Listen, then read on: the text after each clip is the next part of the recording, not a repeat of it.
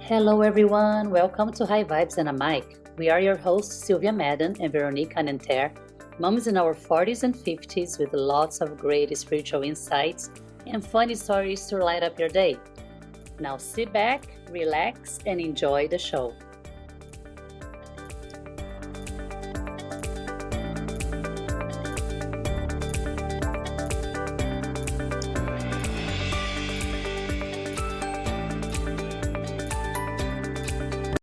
Hello, everyone. Welcome back to the show. Today, we have a very special guest to celebrate our 50th episode. Her name is Jane Martin. She's my spiritual mentor. She's also a very talented artist, a mother of two, a businesswoman, and she also lived in the Rajneesh commune back in the 80s. If you watched Wild Wild Country on Netflix, you know what I'm talking about. We are very excited to have her in our show, and we hope you enjoy it too. Now, let's get started. All right, Jane. So tell us, how was your experience at that communion up in Oregon? Can you tell us? Yeah, so um, how I got there is a very long story. Do you want me to just tell you about what it was like being there? No, actually, how Um, you ended up there. Let's yeah, start from there. Like, what made you go there? yeah. And So what age? What I age? was Oh, I yeah. was raised Catholic, Mm-hmm. and I was the most. I'm going to say I was the holiest kid at school. I built altars in my backyard. I was like, I went to church mass every day. I was Oh, super religious, and I was always trying to find answers through Catholicism. And I would stay after school to talk about catechism and things like that. And at a certain age, I kept thinking, you know what? I don't think I'm getting the answers through this. Not to say Catholicism didn't have answers, but through the people that I was in contact with at my church and my school. And so I started looking into other things, and I had an older brother, and he would take me to this bookstore in LA called the Bodhi Tree. That was one of those bookstores that had a plethora of spiritual books. And I remember I read this book called Autobiography of a Yogi. Have you guys heard of that mm, book before? no, No. no.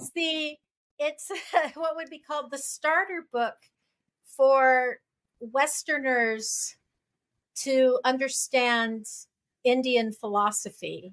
It's Mm-hmm. a book written by Yogananda, who was like the first Indian guru to come to the States. I think he came in like the 20s, possibly. Anyway, Mm-hmm. Mm.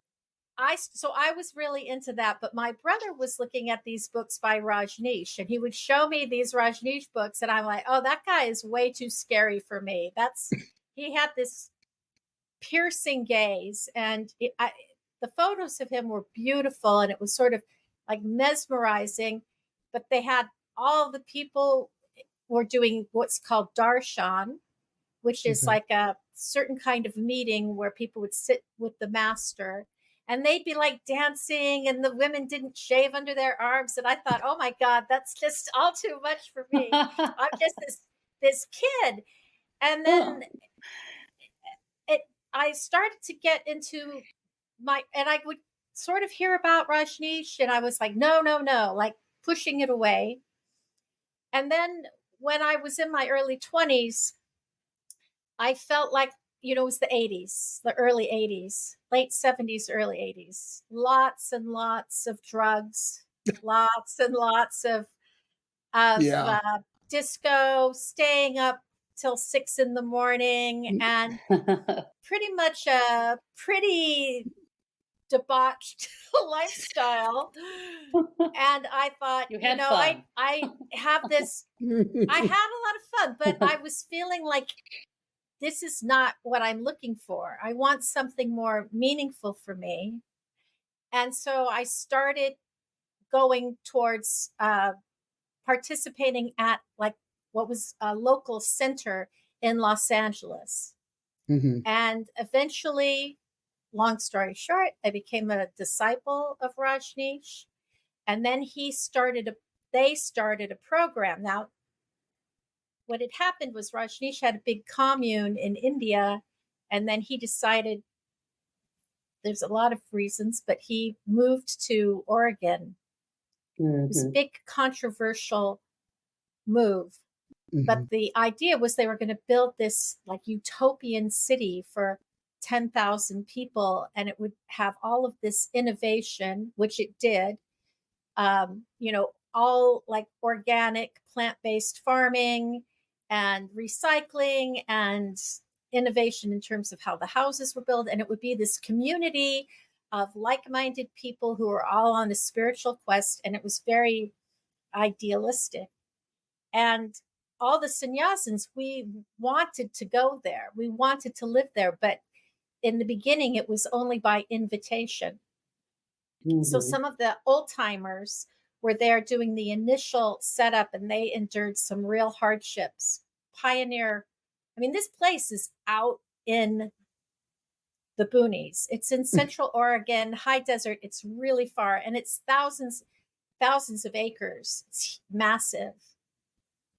And so, but how did he? But just how did he buy that land, or was he bought? How did he acquire that? All of the sannyas, all of the disciples of Rajneesh were very successful people. They were all like advanced degree people who had been studying therapy, lawyers, people who were at the top of their game, who were looking for something more in their lives, who felt that achievement and all that they had wasn't enough. They wanted more. Now, I mean, this is in the greater context of the late 60s, the 70s. The Beatles went to India to find enlightenment. A lot of people were doing that. And a lot of these people had been living in India with Rajneesh. The other way they made money was in selling those books. The books I talked about from the Bodhi tree, that was a very lucrative business. And they had a big publishing business in Pune, India, where they made the videotapes. There's videos of him and CDs and books.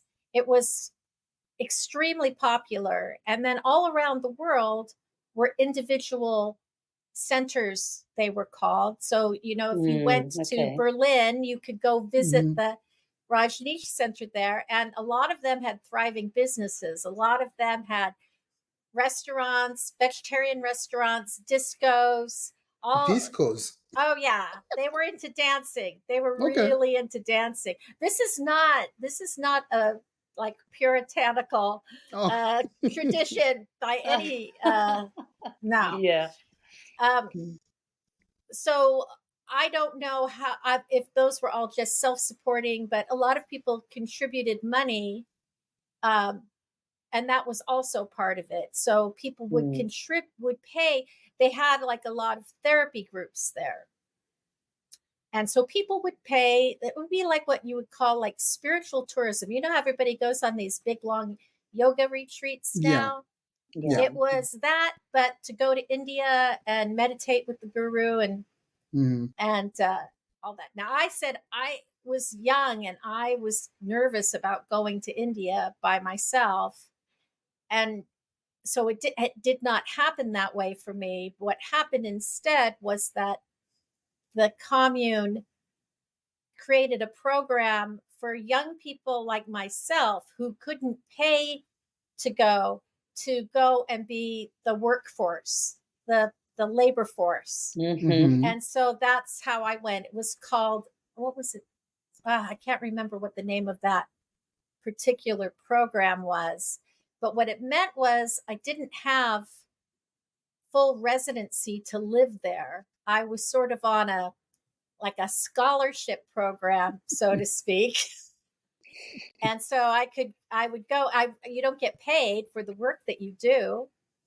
And so it was interesting. I, got there and was living in a tent. It was middle of winter. My God. Very cold.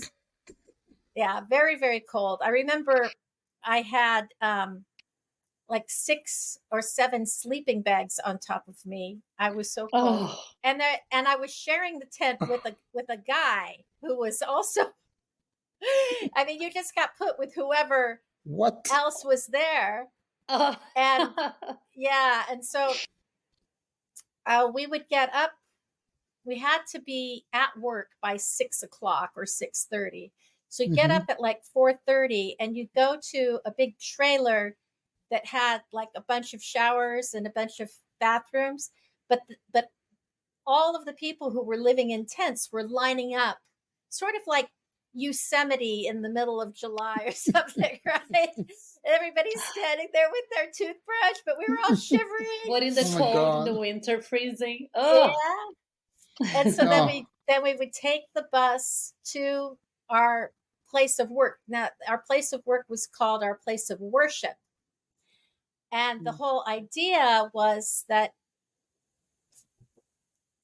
this is kind of the way that Rajneesh had described it, that some people had been going there to meditate and to go inward, but that at a certain point you had to bring your meditation practice into your everyday, all day long experience, so that hmm. everything that you're doing is with a certain level of mindfulness. And under that premise, you would say that you were going to worship. Now, Mm-hmm. I think in the long term, there were also some tax benefits for him in looking at it that Of way. course. But Yeah. that's what we Uh-huh. would do. And then we would, the fun part was we would break for tea at around 10, and we'd have chai or some treats that someone would make. There was always a woman called the tea ma, and she would be responsible for setting up these big stations, because I was out in the construction area, my first assignment, and we'd have tea, and then we'd have lunch. Then we'd have lunch at this big cafeteria. I think I ate enough sprouted sunflower seeds to last me a lifetime. We The sunflower seeds were grown there, and tofu. It was Mm. very, very vegetarian. Yeah. And then this was the interesting part, was that after lunch we would all go and stand in line on the roads, and we would get in these long lines. And in the beginning, everybody was like freezing, and we'd just be really quiet. We'd have our hands like this. And then Rajneesh would drive by in one of his many, many, many Rolls Royces. And he would drive by at like 5 miles per hour, and then we would just be really excited. Oh. And then Wow. after a while, as the years went by, it became much more of a thing where people would bring musical instruments, and there would be like tambourines and dancing. But it was still, you're waiting for him to drive by, and he'd creep along, and he was driving, but he would be waving at everybody Like and a good acknowledging guru. them. Yeah. And then Yeah. he would zoom off. He loved to like drive off, like after he got Wow. past where everybody was, and really speed on the roads. So, did you live there where you work and everything when you were in other work? Did you Yeah. live around there? Yeah. We lived in the Him. commune No, at but him, first. because he's passing by, you Oh, said every morning. yes, He lived there too. he had a place. His place was called Lao Tzu. It was in a valley on the property. And In a so yes, mansion. he had his own. Well, it was not a mansion Okay. actually, but it was. I would say it was, definitely more palatial than anybody else, but it wasn't a mansion. So I don't want to exaggerate that part of it. But and then we would go back to working and wait till dinner time, and we would work till 8:30 at night. And then So we long. go Wow. back to bed, go to bed, and then get up and start over again. And that was the hours in the beginning for me. There were Five, different seven people times. had different experiences, Was but that for me, every day, including weekends? 7 days a week. 7 days. No, we didn't have traditional holidays. We had 4 holidays a year that were around events in Rajneesh's life, like his birthday Mm. or the day that I can't even remember what they all are now. I'm such a bad It's okay, I think. It's been a long time.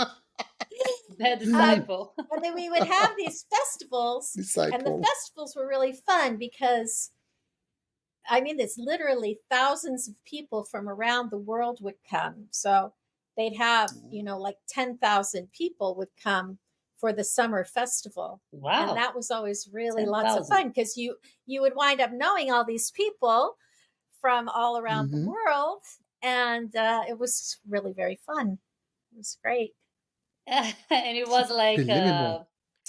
a type of party, like have fun, let's do some drugs, use some drugs. No drugs. No drugs. No drugs. No drugs. Drugs. There was no drugs. That was, okay. No, good. no drugs. That was what we were all getting away from. I mean, the only substance we got was we would get a beer card that was like a punch card, and we could have a beer, one beer a night. But then some people didn't drink. Now I was 21, so I wanted to take advantage of it. I'd go around and ask people to give me their beer cards so I could have 2 beers a night. But no, there wasn't drugs. We, as time went on and more infrastructure was built, we eventually had, like the main part of the town, we had a whole bunch of things like a pizza parlor and coffee shop and restaurants. And then we had a discotheque that was very fun. But, that it might be that somebody might get a present from their family of a bottle of amaretto or something, but it wasn't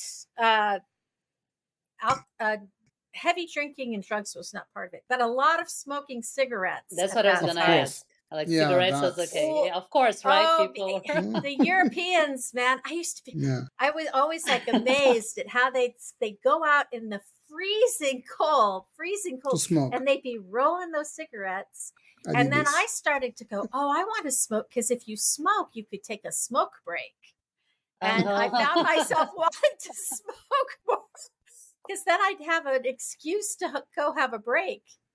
Yeah. Go out and talk to my buddies and all that, and like get away from my work. But so all that, the pizza parlor, the disco, everything, the disciple, you build all of this for free. Yes. So literally, I was, when I got there, my first job was to be what they called a ma. We would call, the men were called swamis and the women were called mas. And I was a tool ma. I was an assistant. And I worked in this tool shed. And it was at this place where we were building, it was called the factory. And the factory was just like an open steel framed structure. It was really like a 2-story, like metal roofed structure, really big with a concrete pad. I mean, it was enormous. And then what we were doing was sort of creating an assembly line for building walls. And then the walls would be transported over to where we're building these townhouses. And so then they were being built modularly so that you could put these walls together and create these boxes and then and it became like, I think it was like 8 bedrooms to a townhouse with a kitchenette. And because you didn't need a full kitchen, because we all ate in what was like a commissary style facility, and with bathrooms for enough people. So I was I was assisting these other women who were in charge of handing out the tools to people.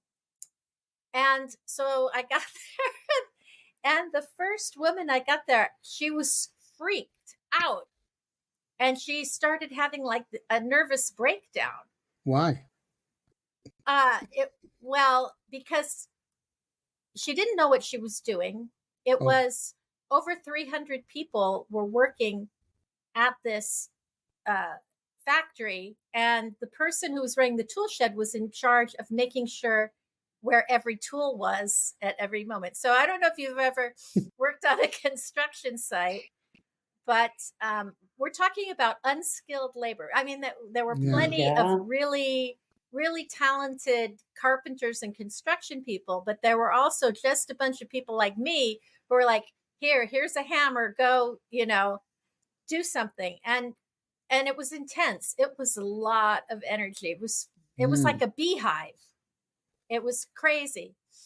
So she left, and another young woman came, and this young woman was younger than me, but she had lived in India, and she was kind of, I think she'd definitely be on Instagram now if she was a really hot girl, and she was like really, cool chick. And she got sick and left because she got so overwhelmed by it. And so at a certain point, I was left on my own. And it was interesting because I didn't know what I was doing, but I somehow decided to kind of own my certainty about it. And after a while, I was teaching people how to use nail guns. And I was like, kind of like multitasking and wow, became a builder then. I was going to say project manager. But one thing I don't understand though, if you're spending the whole day like this working, when are you doing your program, about meditation or whatever, you were looking for?